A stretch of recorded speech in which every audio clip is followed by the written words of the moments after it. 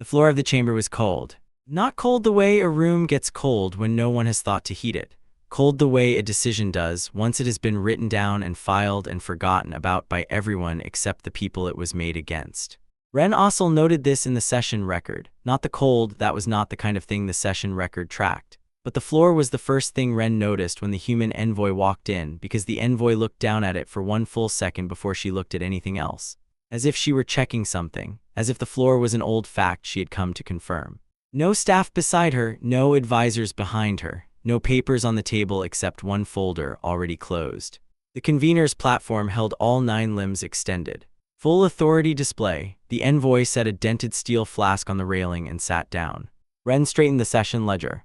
39 ships had entered Morn 9F's orbital corridor 40 minutes ago. The human colony there had 11,000 people. The protest window was 48 hours. In the 43 years humanity had been filing formal protests with the Galactic Accord Assembly, not one had been answered with anything except a form letter and a case number. This, the archconvener had said, was consistent with procedure. The chamber held 208 delegations. Most of them had not moved since the announcement. 12 of them had gone very still in a way that was different from not moving, the kind of stillness that belongs to people who have been waiting for a specific word and have just heard it. The envoy had not moved at all. Ren recorded the fleet's entry time, the protest window, the chamber's attendance count. Then Ren looked up. The human envoy, Envoy Sable Ren, senior diplomatic representative, 13th year of full membership, no voting block, no elevated platform, was opening her folder. She took out one sheet of paper, read it for about 4 seconds, put it back, closed the folder. Then she picked up the flask, took one measured sip, stood up and walked out. She did not raise her voice, she did not look at the convener, she did not look at anyone. A junior Javari clerk 3 rows above Ren's station leaned toward a colleague and said quietly that humans always retreat when they cannot compete, that it was a known pattern. Ren wrote delegation departed chamber, protest window active, then straightened the ledger again. 43 years earlier, there was a basement room in the Drevith Compact Administrative Block, a Craw branch office, and it had bad ventilation, worse coffee, and a whiteboard that someone had bought second-hand because the budget had run out before anyone got to furniture. In the top right corner of that whiteboard, written in blue marker by a woman named Merritt Cullen, was a number. Day 1. There were 12 people in the room. None of them had titles that meant anything yet. The coffee was from a machine that had not been cleaned since the previous tenant, and it tasted like it. The ventilation moved the same air around in a slow circle, and the fluorescent light above the door buzzed at a frequency that made the back of your teeth ache if you sat too long. Colleen was 40 years old. She had a flask steel bought for 12 credits at a transit market in 2093, the year she had gone to the Vesson Compact negotiations as a junior analyst and watched a smaller species lose its last territorial claim in 90 minutes of procedural language. The flask had a dent in the left face from a dropped bag. She had never had it repaired. The dent was shallow and oval, oxidized at the rim. The kind of mark that belongs to a specific moment and will not be polished away. It reminded her what she was building against. She wrote one question at the top of the whiteboard, above the day 1 counter. When they make it official, are we ready? Nobody answered. That was not a problem. It was not the kind of question that needed an answer on day 1. She wrote 2 more words underneath it. Operation Drawn Thread. Then she said, document everything, build nothing that fires, and wait for them to make it official. The buzzing light agreed. Nobody else said anything. The coffee was terrible. 12 people went to work. The first formal protest had been filed 18 months earlier, before the project, before the whiteboard, before the basement room. 1 settlement. 4,300 people. Resource extraction mandate 6,109. Form letter returned in 11 days. Case number assigned. They filed again, different settlement, different mandate number, different case number, same letter. By the time Operation Drawn Thread was named, 3 protests had been filed. 3 form letters returned. After the third, Colleen had filed it in the archive under a new folder she labeled Pattern Confirmation, updated the whiteboard counter, and poured herself more coffee. The counter by day 4,400 read, 200 people across 3 departments. The team had grown quietly, the way things grow when they are funded by people who have decided that patience is the only strategy with a real return. The 4th formal protest had been filed. The 4th form letter had been returned. Ren Ossel, who would not join the Accord Record Office for another 6 years, was at that point a student in a city neither of them would ever visit together, studying institutional procedure because it seemed like useful knowledge, which it was. D1 arrived in the archive on day 4401, not as a surprise, as a confirmation. 9 settlements, 41,000 people displaced, erased, or simply reclassified as having been in the way of something more important. 9 formal protests. 9 form letters. The case numbers were sequential. The language in each letter was identical except for the mandate reference and the settlement name. After the third, Colin had stopped filing in hope. She kept filing for the record the same way you keep taking notes during a conversation you plan to use in court. Everything, every time, in the permanent archive, because the archive is the only courtroom that never closes. The 9th form letter was pinned to the wall above the whiteboard. Ren Ossel reading session records 6 years later in a different building entirely, would have filed this under routine administrative correspondence. That was, technically, accurate. On day 9100, a systems engineer named Delenn Caro came to the basement room with a set of equations on the back of a transit receipt and asked if anyone had 40 minutes. The room had about 20 people in it at the time. Colin was at the whiteboard. Caro went up to the board, picked up a marker, apologized briefly for using the corner, and wrote 4 lines of physics. The room went quiet. The physics described a resonance tether, a device that, if seated across a planet's orbital shell in sufficient density, would lock any ship entering the field to a new coordinate set. Not by jamming, not by overriding, simply by giving every navigational system in the field a single, clean destination and the certainty that it was correct. The ship would go there, undamaged, gone. No Accord-registered species had theorized this. The equations were not complicated once you saw them. They were the kind of thing that seems obvious in retrospect, the way most good ideas do. Colin read them twice.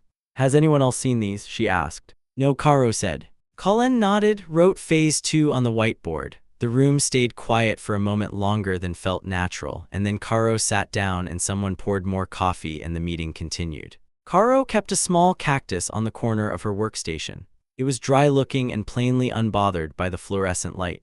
It had been there since day 9100 and would still be there on day 15,703, which was a long time for a cactus, but cacti are used to waiting. Ren Ossel had been assigned to the Accord Session Record Office in the 11th year of Humanity's full membership, which meant Ren had been assigned there at the beginning of what the Accord classified as a period of stable integration, which was the procedural way of saying nothing interesting was happening, and nothing interesting was expected to happen. The human delegations table was on the lowest platform in the Vorin Convocation Hall. This was filed as an architectural standard in Session Record 4412 and had not been reviewed since. The platform sat exactly 1.6 meters below the median seating line. From Ren's station in the record office, 3 tiers up behind the secondary documentation desk, the human table looked like the floor of a bowl. This was not the kind of observation that went into the session record. What went into the session record during a brief assembly recess on Day 7 of Humanity's 13th year of full membership was the following: human delegation table unattended. Contents: 1 steel flask, contents warm per surface condensation, 1 correspondence folder closed, no advisory documents, no reactive briefs present. Ren had looked at the table for a moment before writing that, then filed it under miscellaneous, then straightened the ledger. The vein had been a species of 3.8 billion people before the Accord's resource extraction mandates reached their system. By the time Operation Drawn Thread was 7 years old, there were 710 million of them left. The assembly had 3 separate procedural categories for what had happened to the other 3.09 billion, and none of those categories used the word lost. Humanity had sent no ambassador. They had sent an archivist. His name was Tamaz Kale. He was 32 years old when he arrived in Vane space with a recorder, a translation matrix calibrated by 6 months of study, and no agenda except to sit beside people and write down what they said. He stayed for 6 years. He filled 7,419 pages of documented testimony. He ate what they ate when they offered, and he never once asked a question that could be answered with a number.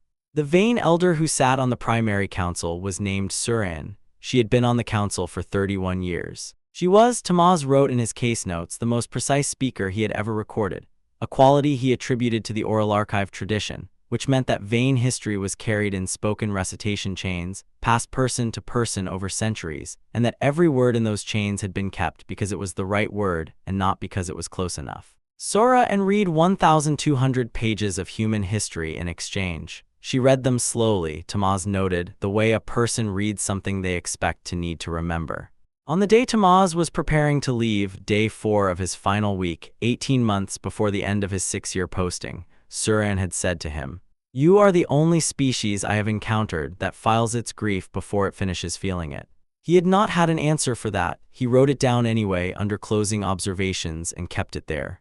He had brought her dried fruit from Earth, a vacuum-sealed packet of figs, the kind that last for years in transit. She had kept it in a sealed container beside her council chair. When a junior council member asked her once why she kept it there, she said, "Because someone brought it and it is worth keeping." Tamaz Kale flew home with 7,419 pages and a note in the margin of his final report. "They will say yes when we ask. They will say yes without hesitation." There is a moment in any long project when the scale of the thing stops feeling abstract and starts feeling like a physical object, something with weight and dimension that you can walk around and put your hands on. For the team in the Drevith basement, that moment came on day 13,200. The counter on the whiteboard, the fourth whiteboard, same corner, same format, same blue marker, read 830 people across 6 departments. Chief Engineer Caro presented the orbital installation numbers. The resonance tether array had been seeded across Morn 9F's orbital shell over 4 years in the quiet phase, unit by unit, each one classified in all filed documentation as navigational debris. The designation was technically accurate. The tethers did disrupt navigational systems that entered the field. The Convocation had simply never considered that this might be the point. The Convocation's own survey vessels had passed through the installation zone 6 times during the 4-year seeding phase. They had cataloged every unit, filed it, moved on. Intel lead Amara Oss had a folder of those survey reports. She had read them enough times that she could recite the classification codes from memory. She referred to the Convocation's recurring failure to ask the next question as the structural flaw we are building toward, which was the most technically accurate description of the project anyone had ever given. At the same briefing, Dr. Suvan Threll, xenolinguistics lead, who delivered all reports in the form of extremely dry annotated footnotes, confirmed that the legal archive was complete. 311 charter violations, cross-referenced against the Convocation's own founding session records by the Orath Collective's legal processing architecture, annotated in 29 registered legal languages, verified against the original charter text. The archive was, as Colin put it, the size of a small library and twice as dangerous. Commander Ress Vale, who spoke only in operational minimums and had declined 3 promotions to stay on the project, looked at the installation numbers, looked at the archive confirmation, and said, "Timeline. When they give us the session," Colin said. Vale nodded. That was enough. The Orath Collective had been declared legally non-sapient in session 3140 of the Galactic Accord Assembly. The reason for the reclassification was administrative. Their territory needed to be classified as unclaimed space, and unclaimed space cannot belong to sapient species. The declaration had required 3 procedural motions and taken less time than it took the Record Office to process the filing. What the Convocation had not known, what no species with a fixed individual form had managed to understand, was that the Orath were not a species that thought the way individual thinkers do. They were a collective. Their processing architecture ran across every node simultaneously, which meant that when the Orath read a document, every part of the document was read at once, from every angle, in every legal register, with every implication mapped and cross-referenced before the first node finished the first page. They could read 400,000 documents simultaneously. They were, in legal terms, the most capable entity in the Assembly. The Assembly had decided they did not exist. Operation Drawn Thread's xenolinguistics team had made contact through a shared technical frequency, low bandwidth, minimal signal, the kind of channel that sounds like maintenance noise to anyone not looking for it. They had introduced themselves in 3 sentences. Then they had asked one question. "Would you be willing to read our charter violation archive and tell us if it holds?" The Orath had taken 11 seconds to respond. 11 seconds for an entity that processes 400,000 documents simultaneously is a long time. Ren Ossel would later read the transcript of that exchange and note, in the margins of the session record in handwriting that was slightly less neat than usual, 11 seconds. "I believe they were deciding whether to trust us." The response when it came was this. It holds in 31 separate procedural registers. When would you like us to begin annotating?" Comms officer Hiren Sale, who had tested the broadcast system 2,200 times and had never once failed a test, read the response twice and then said nothing for a moment that was, by Colin's count, considerably longer than 11 seconds. Then Sale said, "Tell them now." The Teleri had no homeworld. This was not a figure of speech. There was no planet in the Accord's territorial registry with a Talari flag beside it, no founding world entry in session record 1 through 4,600 something, no anchor point the assembly could point to and say, "There, that is where they are from." The Talari moved. They had always moved. Their migration routes ran through deep space corridors that most species never mapped because there was nothing to map there, no resources, no strategic value, no reason to pass through except that it was the way. Over 30 years, 7 route restriction decrees had pushed those corridors inward. Each decree cited a different administrative reason. Each one was technically correct. Together, they formed a shape that was not technically anything, not documented as a pattern, not filed as a policy, but that any navigator could see if they put all 7 on the same chart. Comms officer Hiren Sale had put all 7 on the same chart. Then Sale had broadcast on a low-frequency channel used by Talari navigators, the kind of signal that sounds like interference to anyone who has not spent time learning which interference patterns carry content, and said, "We know where you have been pushed, we have been mapping it, would you like to see the map?" 4 days passed. Then the Talari fleet elder responded, "Show us." Sale sent the chart, 7 decrees, the original migration routes in one color, the current permitted corridors in another. The shape that nobody had officially named, laid out in plain lines. There was a long silence on the channel. Then, yes, when it is time, yes. No treaty, no signature, no record in any assembly filing. A map, a silence, and a word. By day 14,800, there were 12 species on the shared frequency. Ren Ossel would later read a partial transcript of that channel, included as supporting documentation in the Article 7 filing, and write in the margins, in handwriting that was slightly less neat than the surrounding text. I do not know when this network was built. I do not know how it was maintained without appearing in any assembly filing. I have since concluded that this was, itself, the architecture. 12 species, no treaty, no joint command, no accord record of a formal agreement. One question asked on the same low-bandwidth channel over 43 years, when it is time, are you with us? All 12 had answered. The question had been asked differently each time, in whatever form fit the species being asked. To the Vane, it had come through 6 years of Tamaz Kale sitting in council rooms and filling pages. To the Orath, it had come through a single technical message and 11 seconds of silence. To the Talari, it had come through a map. The answer had been the same each time.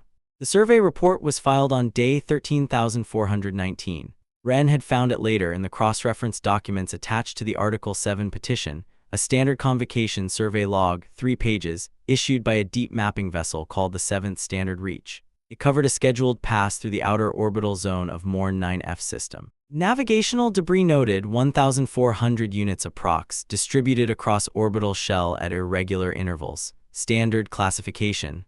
No further action recommended. The 7th Standard Reach had passed through the installation zone on its 4th pass of 6.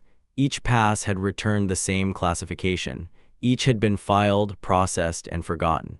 The designation was technically accurate. The units did disrupt navigational systems that entered the field. They were, in the strictest sense, debris, things in space that were not meant to be there.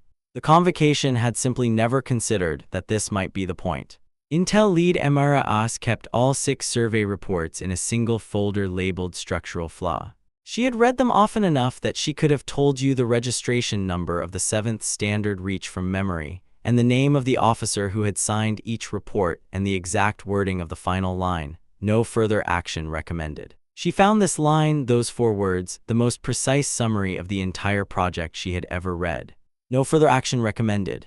They had recommended none, they had taken all of it. On day 15,703, the counter on the whiteboard was not updated. Nobody thought to update it. The evening briefing ran for 2 hours and 40 minutes. When it ended, the room was quiet in the way rooms get quiet when something large and long prepared is sitting in the air, and everyone present can feel the weight of it, and there is nothing left to say about that weight that has not already been said, filed, and cross-referenced. Colleen stood at the whiteboard. She had not written anything on it. Oren sat at the back of the room, the flask on the table in front of her. She had not spoken during the briefing. When it ended, she was still for a moment, and then she picked up the flask and tapped the dent twice with her thumb. A short, quiet rhythm. The sound of it barely reached past her own hands. "Then we're ready," she said. Nobody argued. Vale checked the tactical board once, nodded, and closed the file. Thrall submitted the final legal brief to the Orath confirmation queue without comment. Caro watered the cactus. She did this carefully, the way she did everything. The cactus looked the same as it always did. Sale ran one last broadcast test. The system passed. It had passed 2,201 times now. One floor above in the Accord session record office, Ren Ossel finished the day's filing, straightened the session ledger, and went home. Ren had been straightening that ledger for 11 years. 11 years of sessions. 11 years of procedural records, attendance counts, mandate filings, and form letters returned. 11 years of sitting 3 tiers above a platform that sat 1.6 meters below the median seating line, recording what happened in a room built to make certain people feel the weight of the floor. Ren went home not knowing what was about to happen. The trap was set. 400 assembly standard time. 39 vessels entered Morn 9F's orbital corridor in standard approach formation. Corrective action procedure did not require surface communication before entry. The colony's 11,000 people were asleep mostly, or beginning their early shifts, or watching the sky the way people sometimes do when they can feel that something is not right and cannot name what it is. Every navigational system in the orbital field locked to a new coordinate set, not jammed, not blocked, simply given a destination clearly in the language that navigational systems understand, and the systems went where they were told. Each tether unit in the array activated in sequence, exactly as Caro had designed it 7 years ago in 40 minutes on the back of a transit receipt. 39 ships materialized in the pale transit shelf, 2.6 light-years from any inhabited system. Undamaged, stationary, going nowhere. Iron sail broadcast on every Accord frequency simultaneously. The preparation window was 0.4 seconds. The system had been tested 2,201 times. It opened clean. The signal found 208 delegations in various states of sleep, early morning, or late session.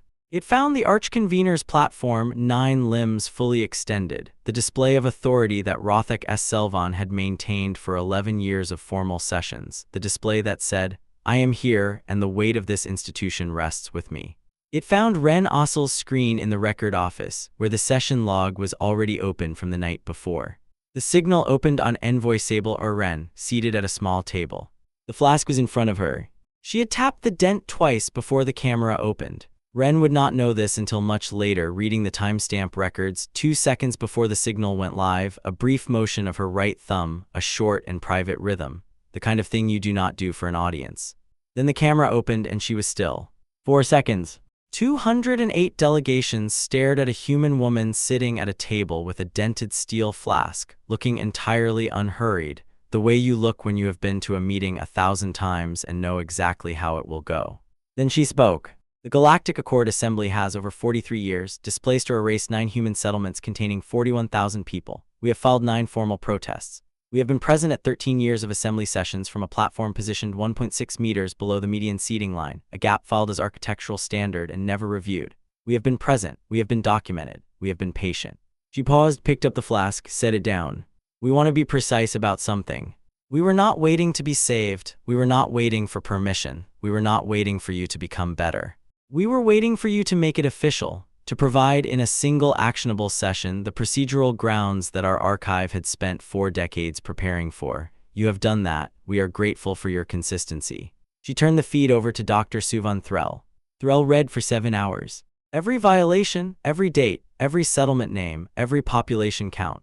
In the Convocation's own foundational legal register, in the exact form required by Session Archive Rule 14 for permanent entry, 311 charter violations committed against humanity and its 12 allied species, each species named. Each violation dated, each formal protest filed against it, and each form letter returned in response, read aloud with its case number. Beside each violation in the simultaneous text record, the Orath Collective's annotation appeared, cross-referenced in 29 registered legal languages, flagged against the relevant charter clause, sourced directly to the session records in which each clause had been written. The Convocation had written those clauses. The Convocation had held those sessions. The Convocation's own founding legal register, the one Threll was reading from, had been authored by the Javari bloc in the 1st century of the Assembly's existence, when they had been the only species present, writing the rules for a room they expected to always control. No weapons discharged, no ship damaged, no voice raised above the formal procedural register. Archconvener Rothak S. Selvan sat in his elevated seat with all 9 limbs fully extended. His sensory organs did not move, his resonance membrane produced no sound. 14 minutes and 7 seconds after the reading concluded, Session Archive Rule 14's mandatory lock engaged. The archive sealed. The entry was permanent. Ren Ossel recorded the silence. Duration 14 minutes and 7 seconds, then recorded the archive seal, then added in the notation field. Convener non-responsive, session record confirmed closed, archive sealed per Rule 14. Then S. Selvon's 9 limbs began slowly to retract. They folded inward one by one to resting position. It was the first time in 11 years that the convener's authority display had been withdrawn in open session. Ren watched it happen, wrote it down, then wrote below that line, "This notation has been recorded," then straightened the ledger twice. As Selvon asked one question, he directed it to his legal staff in a low register not meant for the open record. It appeared in the open record because the session clerk, Ren Ossel, Record Office, 3rd tier, was doing the job correctly. Can the archive entry be contested? The staff response took 45 seconds. Not under Rule 14, the entry is permanent. That was all. In the days that followed, the convocation filed a formal protest against the resonance tether deployment. The protest was received by the Accord's procedural desk, logged, and placed in the mandatory review queue. Behind the 311 violation archive entry, which took procedural precedence. The mandatory review period, the one that prevented rapid challenge to a sealed archive entry, had been written into the charter by the Javari bloc in session 1204. They had written it to protect their own rulings from being undone too quickly. It applied symmetrically. This was in the text. It had always been in the text. The corrective action fleet was retrieved from the Pale Transit Shelf over the following 72 hours. 39 vessels, all undamaged. The retrieval was logged as routine. The 12 allied species filed for accord standing under Article 7 of the founding charter, the provision allowing small species to petition for formal review of their membership status. The Orath Collective submitted the petition on behalf of all 12 simultaneously.